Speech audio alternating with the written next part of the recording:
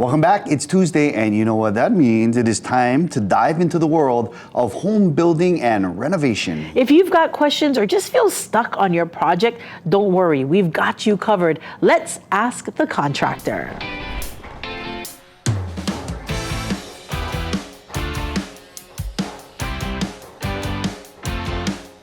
Here we are. We get a chance to ask the contractor. H1 Construction is back in the house with us. Thank you so much, guys. We've got Lucas and Joseph. And, can we talk story now about land, slope, soil, all of that stuff that happens to the land even before the house gets on it, right? Yeah. And just exactly whose responsibility is that for the land to be prepped and ready for a house to be fitted? Well, first I'd like to point out that Joseph just did get back from vacation and he bought me this lovely bracelet. Oh. I did. So and now we have matching bracelets. Oh, brothers. Yeah. Yes. So this is how you know we're a good team. You are. Right? So when it comes down to the topography, so the surveyor will come out and they do what we call, they pin the lot. So let's just use a square lot, 1, 2, 3, 4, right? And then in between that lot, what is it doing?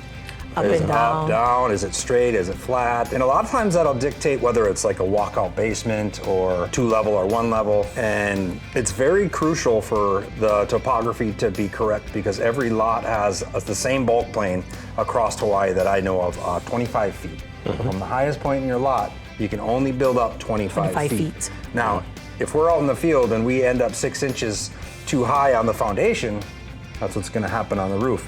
And that is not going to be acceptable. So when we're done with the house and they're moving in and they say, oh, you're 6 inches over the bulk plane. So it's very... That cannot happen then. It cannot happen. It has to happen before the house is built. So it goes back to everything we've talked about on every single episode. It's just about hiring the right team, having the right information, double checking and triple checking where you're starting off. So, when Joseph's out in the field, they'll create a benchmark, and that benchmark will be what we'll use to set the elevations of where are we going to begin? Where's the top of the slab on grade? Where is this house going to end up? And before we even left the office with the set of plans, we know exactly where it's going to be. Right? Correct. It's just about implementing what's on that set of plans. But it's only as good as the information we're given. Which that's the responsibility of the good architect. It's the architect that does correct. that. So they need to do the proper topo, like Luke mentioned it, and put the right information, the right calculation onto the plan. Because, over the years we come across good amount of discrepancies, and then you're scratching your head. Okay, we are 8 inches higher because the information is not correct. Now what do?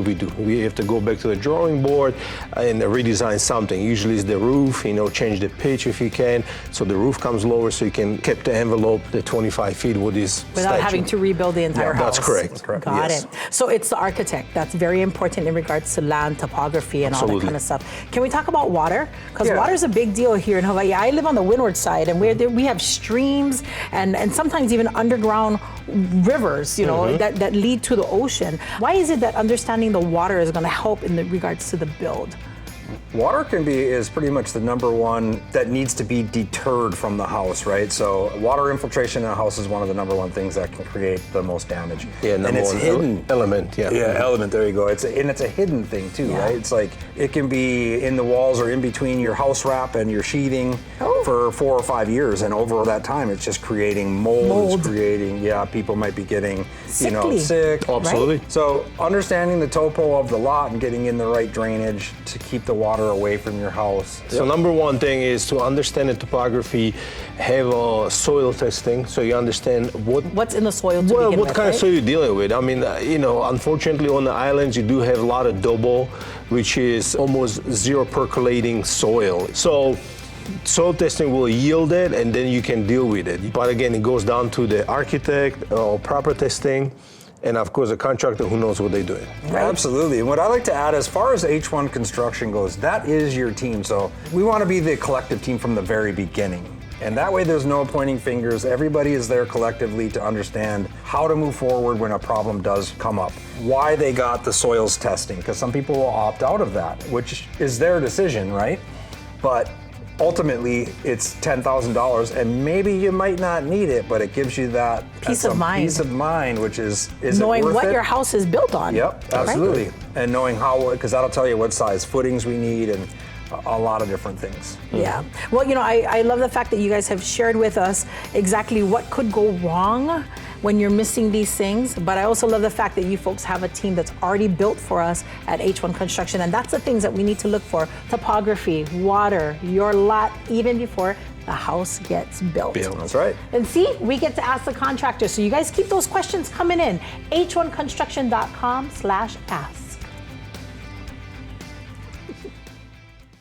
Mahalo Nina girl, Lucas and Joseph as well from H1 Construction. Again, if you got questions, please send them right now. Don't forget, so we can get you those answers in next week's segment of Ask the Contractor.